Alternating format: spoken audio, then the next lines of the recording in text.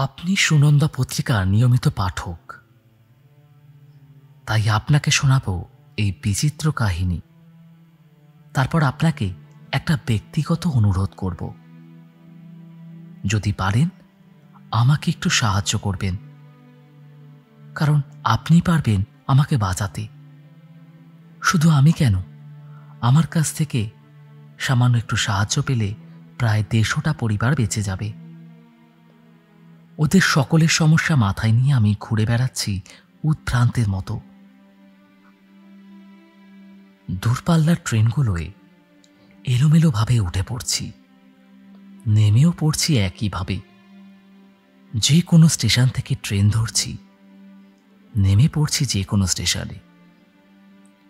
ছন্ন ছাড়ার মতন ঘুরে বেড়াচ্ছি, পাগলের মতন খুঁজে বেড়াচ্ছি একজনকে। রাতের ট্রেনেই তার সঙ্গে আমার দেখা হয়েছিল। ঘটনাটা শুনলে আপনি বিশ্বাস করবেন কিনা জানি না, তবে যা বলবো তার একটি বর্ণ মিথ্যে নয়। আমি সায়ন, আর আপনি শুনছেন চলো শোনা যাক। এই পডকাস্টে আপনি আড্ডা, গল্প, আলোচনা সবই পাবেন। তাই দেরি না করে যারা চ্যানেলে নতুন তারা চটজলদি সাবস্ক্রাইব করে নিন। আজ চলো শোনা যাকে আপনি শুনতে চলেছেন অনিশ দেবের লেখা রাতের ট্রেনে দেখা হয়েছিল। গল্প পাঠে আমি সায়ন, এবং গল্পটি কেমন লাগছে কমেন্টে নিশ্চয়ই জানাবেন। আর ভালো লাগলে অবশ্যই একটি লাইক করে যাবেন, আর ছড়িয়ে দেবেন আপনার বন্ধুদের মাঝে। তাই দেরি না করে চলো শোনা যাক। আমি একটা পত্রিকা অফিসে কাজ করি। সেই হাউসের 4টি ম্যাগাজিন আছে, 3টি ইংরেজি, একটি বাংলা। বাংলার পত্রিকাটি পাক্ষিক, নাম চারুলতা।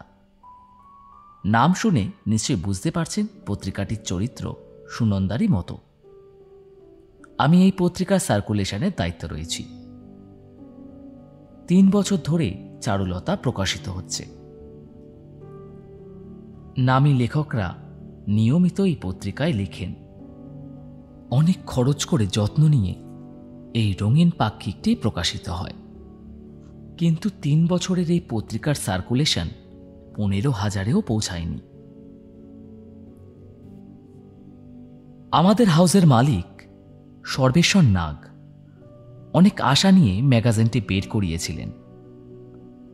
পত্রিকার প্রথম সংখ্যা প্রকাশ করার আগে চুলচেরা মার্কেট সার্ভে করা হয়েছিল। তার পজিটিভ আউটকাম দেখেই যথেষ্ট উৎসাহ নিয়ে পত্রিকাটি প্রকাশ করা হয়। 3 বছর ধরে আমি মুখে রক্ত তুলে চারুলতার বিক্রি বাড়াতে চেষ্টা করেছি। ইস্টার্ন রিজিয়নের বাঙালি অঞ্চলে ঘন ঘন ট্যুরও করেছি, কিন্তু কিছুতেই চারুলতার মাইনাস পয়েন্ট বের করতে পারিনি। গত কয়েক মাস আগে মিস্টার নাগ আমাকে ডেকে বেশ কয়েকবার প্রচ্ছন্ন ধমক দিয়েছেন, যার অর্থ যদি আমি আগামী 8 মাসে ম্যাগাজিনের বিক্রি না বানাতে পারি তাহলে উনি ম্যাগাজিন বন্ধ করে দেবেন। আর যদি শুধু ইংরেজি পত্রিকায় বের করতে হয় তাহলে কোনো অবাঙালি বিজনেস পার্টনার নিয়ে দিল্লি বা মুম্বাই থেকে তিনি সেগুলো বের করবেন, অর্থাৎ কলকাতা থেকে পাত্তারি গুটিয়ে নেবেন, যার বাংলা মানে হলো প্রায় 150 স্টাফ বেকার হবে। সেই সঙ্গে 150 পরিবার এক চরম অবস্থার মুখোমুখি দাঁড়াবে। এইরকম একটা বিপন্ন অবস্থায় আমি পত্রিকার বিক্রি বাড়ানোর জন্য আসাম আর উত্তরবঙ্গের ট্যুরে গিয়েছিলাম। অক্লান্ত পরিশ্রম করে মাথার ঘাম ফেলে 2 সপ্তাহ মরিয়া হয়ে কাজ করেছি। তারপর নিতান্ত ক্লান্ত শ্রান্ত শরীরে উঠে পড়েছি হাওড়া ফেরার ট্রেনে।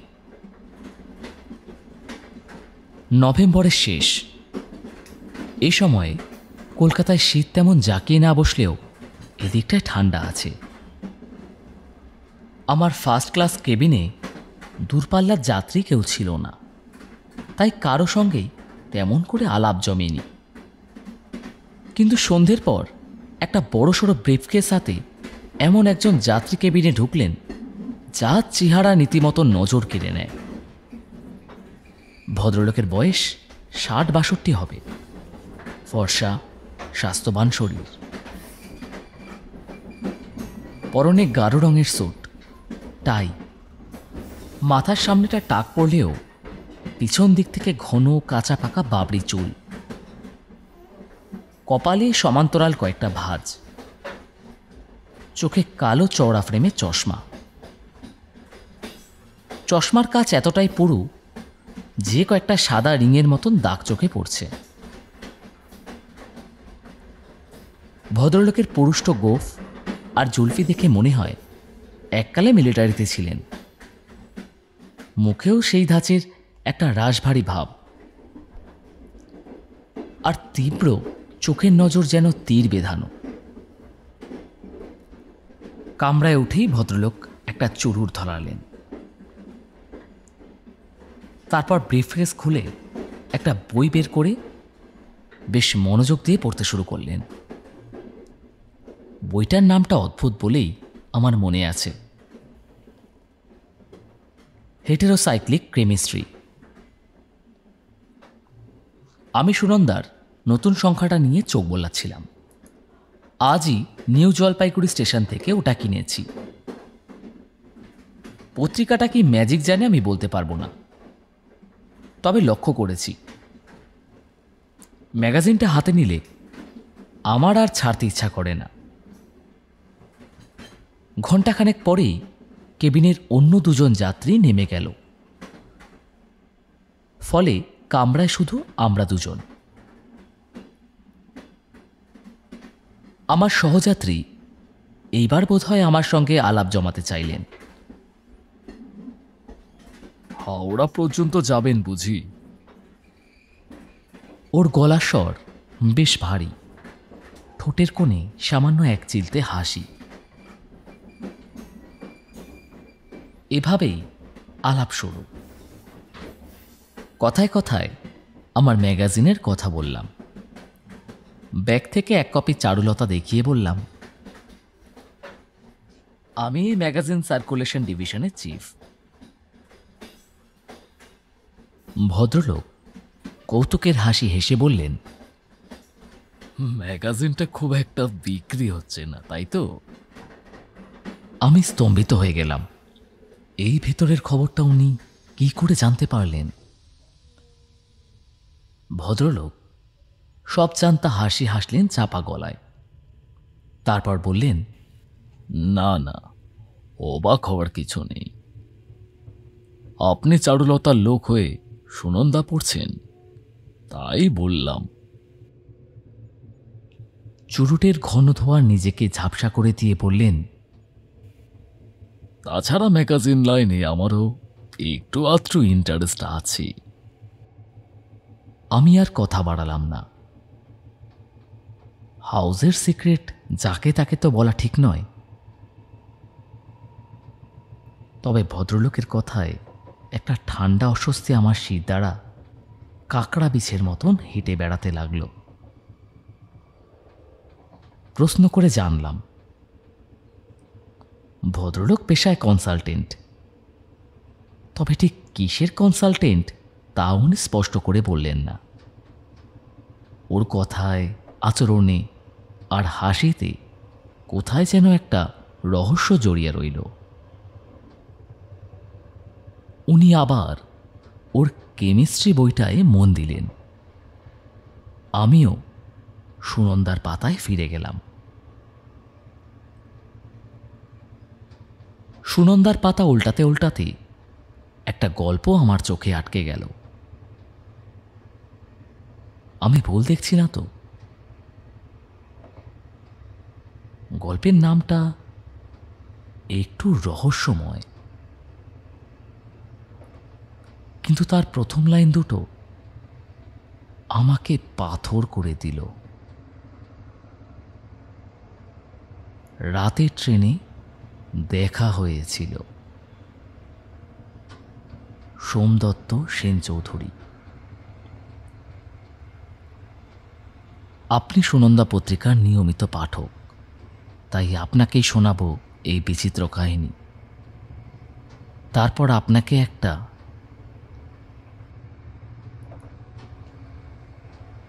গল্পটা পড়তে পড়তে আমি অন্য কোথাও হারিয়ে যাচ্ছিলাম। হুবহু আমার কথা লিখেছেন লেখক।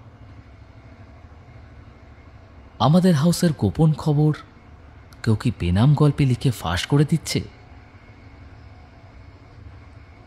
সোমদত্ত সেন চৌধুরী নামটা বেশ অদ্ভুত।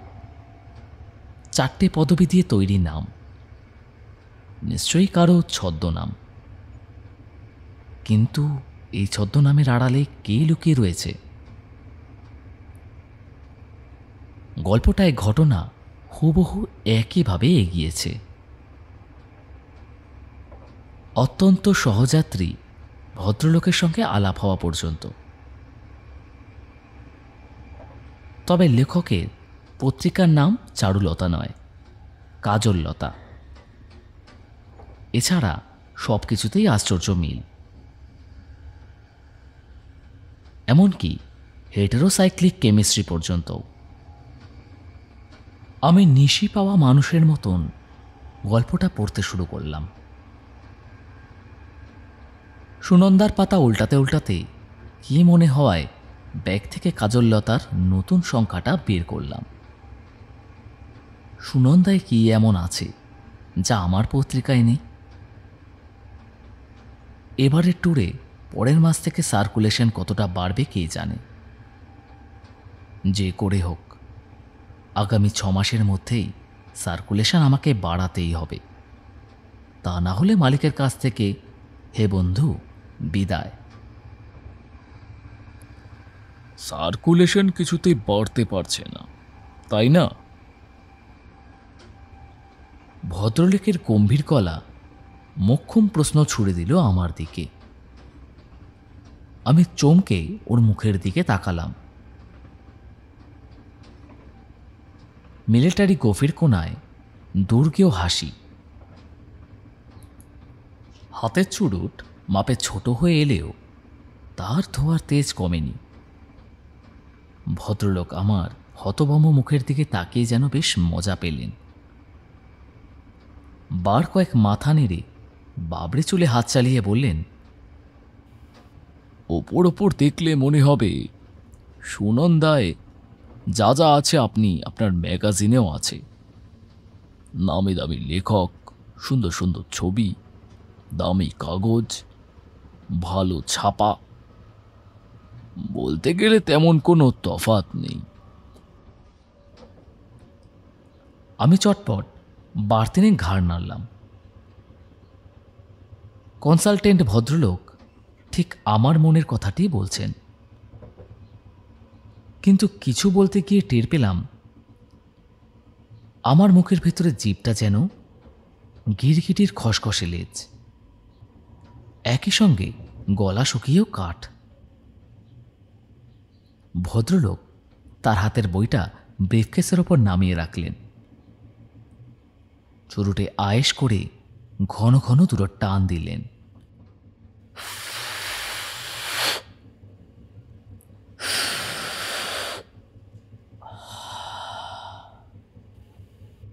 হাত নেড়ে চোখের সামনে ধোয়া সরিয়ে বললেন, আপনার সঙ্গে নিচকে ট্রেনে আলাপ। এ বিষয়ে বেশি কথা বলাটাকে ঠিক হবে কিনা জানি না, তবে আপনাকে দেখে মনে হচ্ছে আপনি মানসিক চাপের মধ্যে আছেন, তাই বলছি। আমি দম বন্ধ করে অপেক্ষা করতে লাগলাম। রাতের ট্রেন কোনো একটা স্টেশনকে পাশ কাটিয়ে চলে গেল। ট্রেনের খটখট শব্দ হঠাৎ যেন কয়েক ধাপ বেড়ে গেল। বন্ধ কাচের জানালার ফাঁক দিয়ে শীতের ঠান্ডা বাতাস ঢুকছিল। কিন্তু আমি শীতগ্রাহ্য না করে ভদ্রলোকের মুখের দিকে তাকিয়ে রইলাম। ওর চশমার ডান কাছে কেবিনের একটা আলোর প্রতিফলন দেখা যাচ্ছিল, কিন্তু ওর বাঁ চোখ লেন্সের ভেতর দিয়েই আমাকে দেখছিল। ভদ্রলোক সামান্য কেশে গলা পরিষ্কার করে নিয়ে বললেন,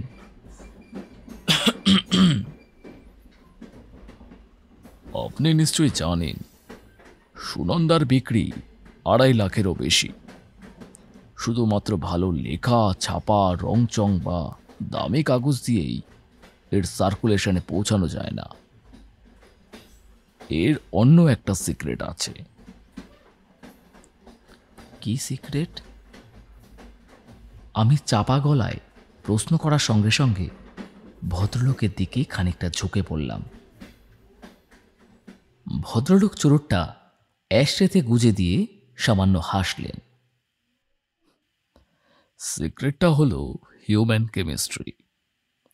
আমি জানি আপনি এর নাম শোনেননি, শোনার কথাও নয়, কারণ ব্যাপারটা 17 শতকের অ্যালকেমির মতোই খুব গোপনে চর্চা করা হয়। Human chemistry? কেমিস্ট্রির এরকম আরও কোনো শাখা আছে বলে তো আমি কখনো শুনিনি। তাছাড়া সেই ছোটবেলা থেকেই কেমিস্ট্রিকে ভয় পেয়েছি, বড় হয়েছি। প্রায় রোজই করুণাময় ঈশ্বরকে প্রাণপণে ডেকেছি, কবে কেমিস্ট্রি আমার নগণ্য জীবন থেকে অদৃশ্য হবে। আর শেষকালে ম্যাগাজিনের রেকর্ড সার্কুলেশনের সিক্রেট কিনা ইয়ে কেমিস্ট্রি।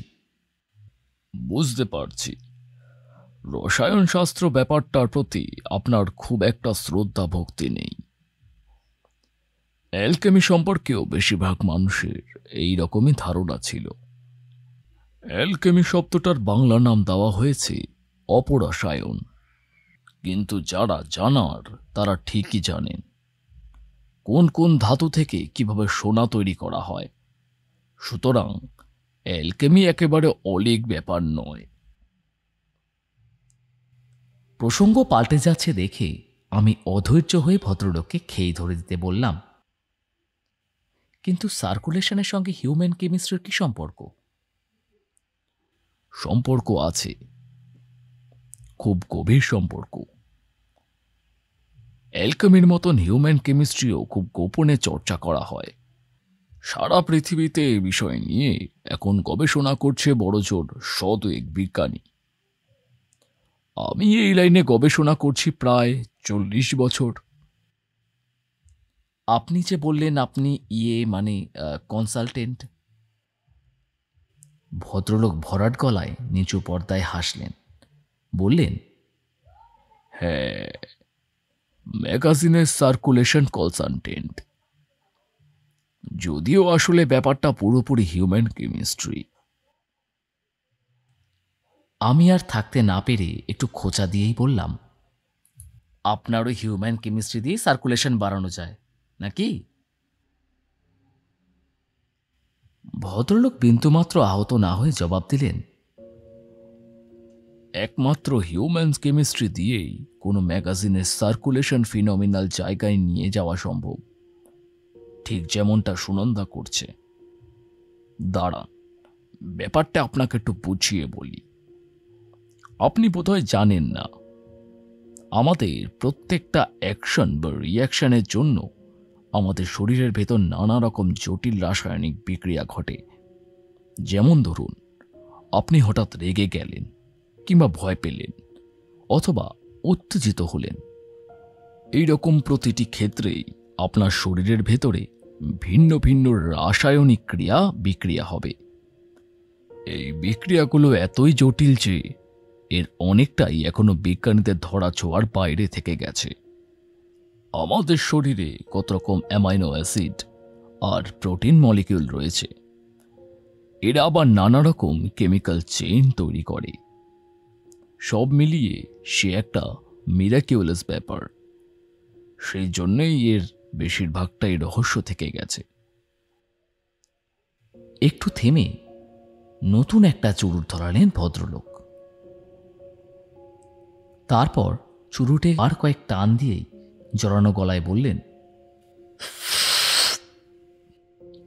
তবে আমি এই মিস্ট্রির কিছুটা সলভ করেছি। কার্বন, হাইড্রোজেন আর অক্সিজেন মিলে যে আমাদের শরীরের ভেতর কি কি করতে পারে তা আপনি কল্পনাও করতে পারবেন না। হেসে কথা শেষ করলেন তিনি। ধোয়া ছাড়লেন আয়েশ করে।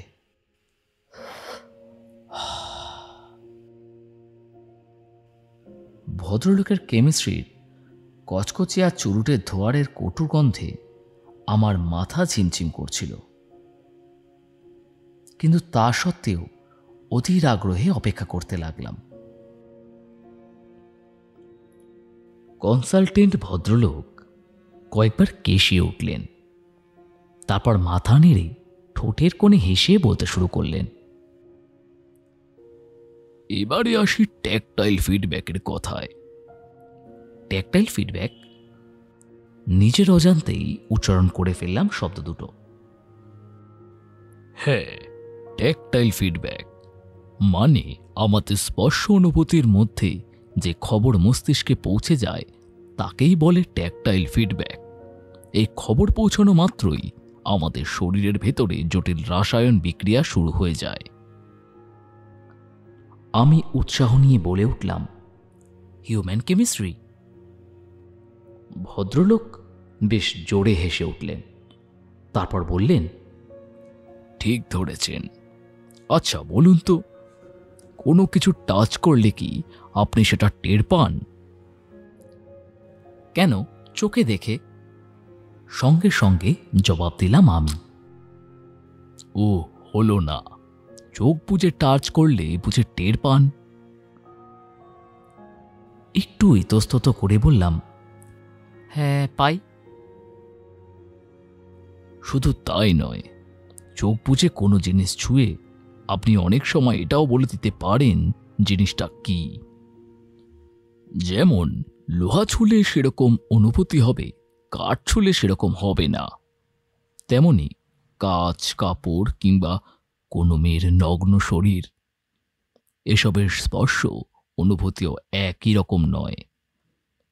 এক এক রকম স্পর্শ অনুভূতির জন্যে আমাদের শরীরের ভিতরে এক এক রকম বিক্রিয়া হয়। একটা বিক্রিয়ার সঙ্গে আর একটা বিক্রিয়ার কোনো মিল নেই। দাঁড়ান, আপনাকে একটা ব্যাপার দেখাই। বলে ভদ্রলোক চুরুটে জোরালো টান দিয়ে বাহাতে নিজের ব্রিফকেসটা খুললেন। একটা মোটাসোটা ডায়েরি বের করলেন ভেতর থেকে। অতি ব্যবহারের পাতাগুলো সেলাই কেটে খানিকটা করে বেরিয়ে এসেছে। ভদ্রলোক ডায়েরিটা খুলে সাবধানে তার পাতা উল্টাতে লাগলেন। আমি অদ্ভুত মানুষটিকে দেখছিলাম আর ভাবছিলাম, শেষ পর্যন্ত পাগলের পাল্লায় পড়লাম নাকি? হিউম্যান কেমিস্ট্রি, ট্যাকটাইল ফিডব্যাক, আমার কপালের পাশটা দপদপ করছিল। এই দেখুন, বলে ভদ্রলোক খোলা ডায়েরিটা আমার সামনে এগিয়ে দিলেন। ডায়েরির দুটো পৃষ্ঠা জুড়েই নানা রকম রাসায়নিক সংকেত আর সমীকরণ। তবে একটা ব্যাপারে ভারী অদ্ভুত মনে হলো।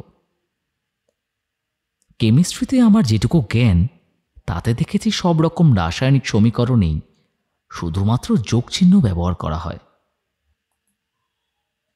কিন্তু ভদ্রলোকের ডায়েরির খোলা পাতায় যেসব সমীকরণ লেখা রয়েছে, সেগুলোতে উনি আকারে যোগ, বিয়োগ, গুণ ও ভাগ চিহ্ন ব্যবহার করেছেন, ঠিক সরল অঙ্কের মতো। এই আবার কি ধরনের রাসায়নিক সমীকরণ? ভদ্রলোক শব্দ করে ডায়েরিটা বন্ধ করে রেখে দিলেন ব্রিফকেসের ভেতরে। চুরুটে টান দিয়ে কেবিনের সিলিংয়ের দিকে তাকিয়ে বললেন, এইসব কেমিক্যাল ইকুয়েশনের আপনি কিছুই বুঝবেন না, কারণ প্রথাগত বিজ্ঞান এখনো এই বিচিত্র বিজ্ঞানের খবর পায়নি। হিউম্যান কেমিস্ট্রির এই বিক্রিয়াগুলো আমার গত 18 বছরের গবেষণার ফল। যাই হোক, যা বলছিলাম। ভদ্রলোক নড়ে চড়ে বসে আমার দিকে সরাসরি তাকালেন। একটা বিশেষ ধরনের ট্যাকটাইল ফিডব্যাকের জন্যে শরীরের ভেতর একটা বিশেষ ধরনের রাসায়নিক বিক্রিয়া হয়। এবার যদি এমন করা যায়, আপনি ছোবেন একটা জিনিস, অথচ আপনার শরীরের ভেতরে তার জন্য নির্দিষ্ট রাসায়নিক বিক্রিয়া হবে না, হবে অন্য বিক্রিয়া, যার ফলে আপনার ব্রেন আপনাকে অন্যরকম অনুভূতির খবর দেবে। তাহলে কি হবে বলুন তো? স্পর্শ অনুভূতির ব্যাপারটা তালগোল পাকিয়ে যাবে। ঠিক তাই। এবার ধরুন আপনি একটা ম্যাগাজিনের পাতা উল্টাচ্ছেন বা ম্যাগাজিনটা সির্ফ ছুঁয়ে আছেন, অথচ যে স্পর্শ অনুভূতি আপনার মস্তিষ্কে পৌঁছাচ্ছে সেটা কাগজ ছোঁয়ার নয়। আপনার যেন মনে হচ্ছে আপনি আপনার প্রিয়তম নারীর নগ্ন শরীর ছুঁয়ে আছেন। তখন কি হবে? সার্কুলেশন বাড়ানোর সঙ্গে হিউম্যান কেমিস্ট্রির সম্পর্কটা এবারে যেন আমি আজ করতে পারছি, তাই ভেতর ভেতরে উত্তেজিত হয়ে পড়লাম। ভদ্রলোকের প্রশ্নের উত্তরে বললাম, কিন্তু আমার চোখ তো দেখবে আমি একটা ম্যাগাজিন ছুঁয়ে আছি। তাহলে? আমাকে বাধা দিয়ে ভদ্রলোক হেসে বললেন, ঠিকই বলেছেন। চোখ যে ইনফরমেশন ব্রেনে পাঠাবে তার সঙ্গে ট্যাকটাইল ফিডব্যাকের ইনফরমেশন মিলবে না। তখন এই দুটো পরস্পর বিরোধী খবরের মধ্যে যেটা আপনার প্রিয় সেটাই আপনি মেনে নেবেন। এই কারণেই সুনন্দা পত্রিকাটা আপনি এখনো কাজ ছাড়া করতে পারছেন না। ওটা আপনার সবসময় হাতের কাছে রাখতে ইচ্ছা করছে। আমি হতবাক হয়ে গেলাম। বিমূঢ় চোখে আমার কোলের ওপর রাখা সুনন্দা পত্রিকাটার দিকে তাকালাম। এটাই তাহলে ম্যাগাজিনটার গোপন ম্যাজিক। সুনন্দার ব্যাপারটা আমি ভালো করেই জানি। ভদ্রলোক তখনও বলে যাচ্ছেন, আমি ওদের কনসালটেন্ট। অবশ্য ওটা ওরা সিক্রেট রেখেছে। সুনন্দার ট্যাকটাইল ফিডব্যাকের রাসায়নিক বিক্রিয়া পাল্টে দেওয়ার ব্যাপারটা আমার ওই হিউম্যান কেমিস্ট্রির কারিগরি। জানি আপনার বিশ্বাস করতে কষ্ট হচ্ছে, কিন্তু যা সত্যি তাই আপনাকে বললাম। বিশ্বাস করা না করা আপনার ব্যাপার সেটা। একটা ব্যাপারে একটু খটকা লাগছে। একটু ইতস্তত হয়ে আমি বললাম, ট্যাকটাইল ফিডব্যাকের ইনফরমেশনটা আপনি পাল্টাচ্ছেন কেমন করে? ভদ্রলোক আমার দিকে সরাসরি চোখ রেখে মুচকি হাসলেন। চুরুটে গভীর টান দিলেন। চুরুটের ডগার আগুনটা আরও উজ্জ্বল হয়ে উঠল। একটু সময় নিয়ে তিনি বললেন,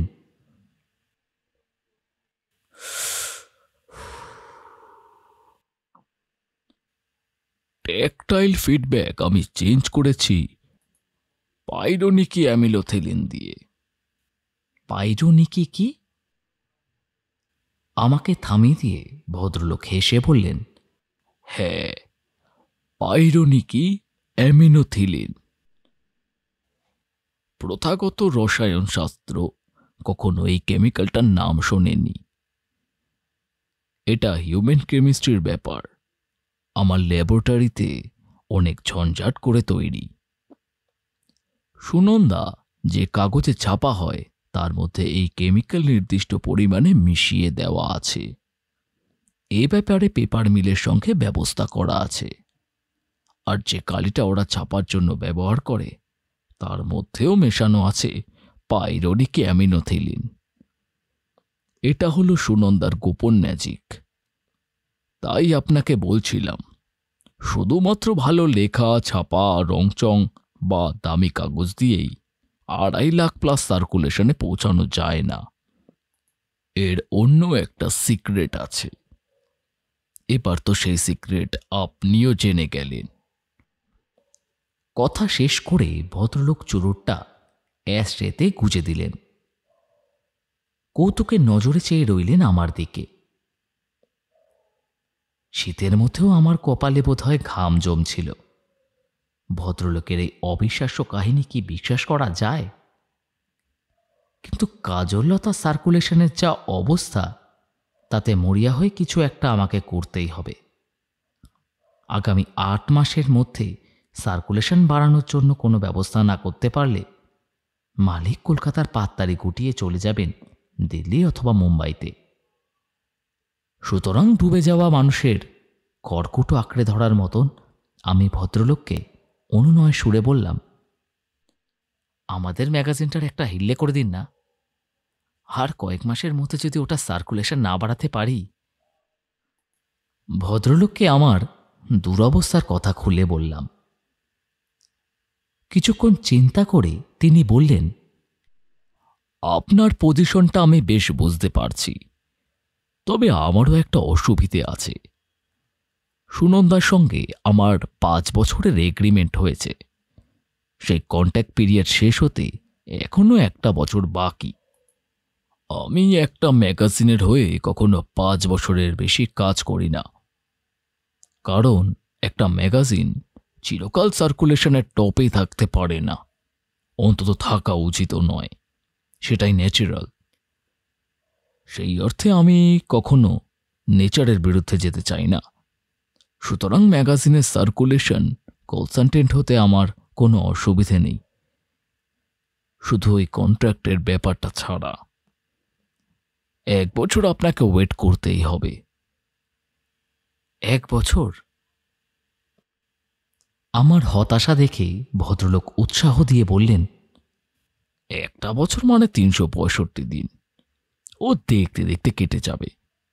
তাছাড়া আমার ফিজের ব্যাপারটা নিয়েও আপনার মালিকের সঙ্গে কথাবার্তা বলতে হবে। আপনি যেভাবে হোক 1 বছর ম্যানেজ করে নিন, তারপর আমি এসে গেলেই দেখবেন ম্যাজিক।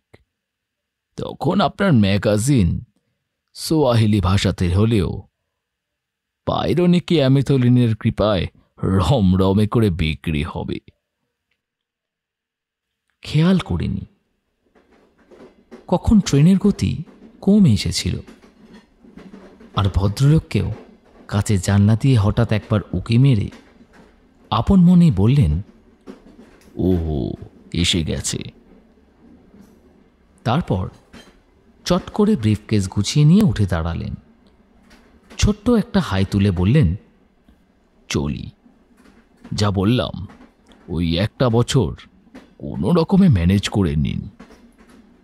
কেবিনের দরজা ঠেলে তিনি করিডোরে পা রাখতেই আমি পিছু ডেকে বললাম, আপনার অ্যাড্রেসটা? ভদ্রলোক ঘাড় ঘুরিয়ে তাকালেন আমার দিকে, মুচকি হেসে বললেন, অ্যাড্রেসের দরকার নেই। 1 বছর পর আমি আপনার অফিসে ফোন করে কন্ট্যাক্টটা নেব। কাজললতা তো আমার মনে থাকবে। ভদ্রলোক চলে গেলেন। ফার্স্ট ক্লাস কেবিনে আমি একা বসে রইলাম। কাছের জানলা দিয়ে বাইরে তাকিয়ে স্টেশনের নামটা পড়তে চেষ্টা করলাম, কিন্তু কুয়াশা আর টিমটিমে মলিন আলো আমার চেষ্টায় বাদ সাধল। ট্রেন আবার ছুটতে শুরু করল। আমি সুনন্দা পত্রিকাটা হাতে তুললাম, তারপর চোখ বুজে সুনন্দার পাতায় হাত বোলাতে লাগলাম। মনে হলো একটা অদ্ভুত আমেজ যেন টের পাচ্ছি। পাইরোনিকি অ্যামিনোথিলিন তাহলে মিথ্যে নয়।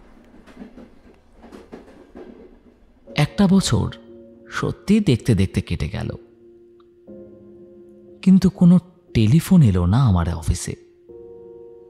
তারপর আরও 10টা দিন কেটে গেছে, কিন্তু তা সত্ত্বেও ওই কনসালটেন্ট ভদ্রলোক আমাকে ফোন করেননি। মালিককে অনেক বলে কয়ে হাত পা ধরে পত্রিকাটা এখনো চালু রেখেছি। ওকে বলেছি ট্রেনের সেই ভদ্রলোকের কথা, পাইরোনিকি অ্যামিনোথিলিনেরও কথাটাও। তাতে উনি খুব হেসে ব্যাপারটাকে গাঁজাখড়ি বলে উড়িয়ে দিতে চেয়েছিলেন, কিন্তু আমার বিশ্বাস তাতে এতটুকুও টলেনি। তাই আমি এখনো মরিয়া হয়ে একটা টেলিফোনের জন্য অপেক্ষা করছি। আমি জানি ফোন আসবেই, কারণ সেই ফোনটার উপরে প্রায় 150 পরিবারের ভবিষ্যৎ নির্ভর করছে। আর সুনন্দার পাঠক হিসেবে আপনাকে একটা ব্যক্তিগত অনুরোধ করব, যদি কখনো সেই ভদ্রলোককে কোথাও দেখতে পান, দয়া করে আমাকে টেলিফোন করার কথাটা ওকে একবার মনে করে দেবেন। আমরা সবাই ওর মুখ চেয়ে তীর্থের কাকের মতন অপেক্ষা করছি। আমিও অবশ্য একেবারে হাত গুটিয়ে বসে নেই। দূরপাল্লার ট্রেনগুলোতে, বিশেষ করে রাতের ট্রেনে, খেয়াল খুশি মতন উঠে পড়ছি। ফার্স্ট ক্লাস কামরায় খুঁজে বেড়াচ্ছি সেই ভদ্রলোককে। আমি জানি একদিন না একদিন ওকে আমি খুঁজে পাবই। যে করে হোক খুঁজে আমাকে পেতে হবেই।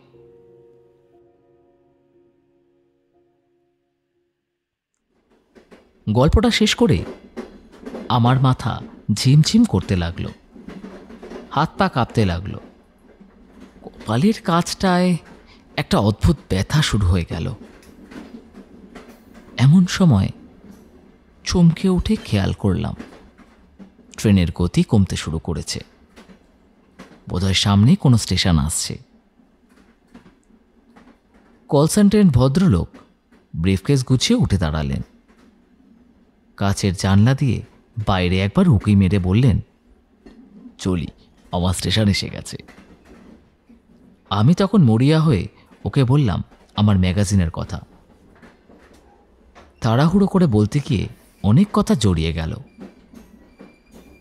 কিন্তু ভদ্রলোক আশ্বাস দেওয়ার ভঙ্গিতে মসৃণ হাত নেড়ে বললেন, কোনো চিন্তা নেই, সব বুঝতে পেরেছি। পাইরোনিকে অ্যামোথেলিনের ব্যাপারটা তো। আসলে আমার সঙ্গে সুনন্দার কন্ট্রাক্ট শেষ হতে এখনো 1 বছর বাকি। 1টা বছর কোনো রকমে ম্যানেজ করে নিন, তারপর। আপনার অ্যাড্রেসটা আর ফোন নাম্বারটা যদি দেন। ভদ্রলোক কেবিনের দরজার কাছে থমকে দাঁড়িয়ে ঘুরে তাকালেন আমার দিকে। মুচকি হেসে বললেন, ওসবের দরকার নেই। 1 বছর পর আমি আপনার অফিসেই ফোন করে কন্ট্রাক্ট করে নেব। চারুলতা, আমার মনে থাকবে। ভদ্রলোক চলে গেলেন। ফার্স্ট ক্লাস কেবিনে শুধু চুরুটের গন্ধই ভেসে রইল। তারপর 1 বছর কেটে গেছে, কিন্তু আমার অফিসে কোনো ফোন আসেনি। বছর পেরিয়ে আরো 10 দিন কেটে গেছে, কিন্তু ওই কনসালটেন্ট ভদ্রলোকে আমার সঙ্গে কোনো যোগাযোগ করেননি। তবে আমিও কিন্তু হাল ছাড়িনি। মরিয়া হয়ে একটা টেলিফোনের জন্য অপেক্ষা করছি। আর দূরপাল্লার ট্রেনগুলোতে, বিশেষ করে রাতের ট্রেনে, খেয়াল খুশি মতন উঠে পড়ে ফার্স্ট ক্লাস কামরায় হন্যে হয়ে খুঁজে বেড়াচ্ছি সেই ভদ্রলোককে। আমি জানি একদিন না একদিন আমি ওকে খুঁজে পাবই। যে করে হোক খুঁজে আমাকে পেতে হবেই। আর সুনন্দার পাঠক হিসেবে আপনাকে একান্ত একটা অনুরোধ, যদি কখনো সেই ভদ্রলোকে কোথাও দেখতে পান, দয়া করে আমাকে টেলিফোন করার কথাটা ওকে একবার মনে করিয়ে দেবেন। বলবেন 150টা পরিবার ওর মুখ চেয়ে তীর্থের কাকের মতন অপেক্ষা করছে। আজ চলো শোনা যাকে আপনি শুনলেন অনিস দেবের লেখা রাতের ট্রেনে দেখা হয়েছিল। গল্পটা কেমন লাগলো কমেন্টে নিশ্চয়ই জানাবেন। আর ভালো লাগলে অবশ্যই একটি লাইক করে যাবেন। চ্যানেলে যদি নতুন হন অবশ্যই সাবস্ক্রাইব করবেন। চলো শোনা যাক একটি অডিও স্টোরি প্ল্যাটফর্ম, যেখানে আপনি ভিন্ন স্বাদের গল্প পাবেন। দেখা হচ্ছে পরে এরকম আরও অন্য কোনো গল্পে। ততক্ষণ সুস্থ থাকবেন এবং ভালো থাকবেন, আর শুনতে থাকবেন চলো শোনা যাক।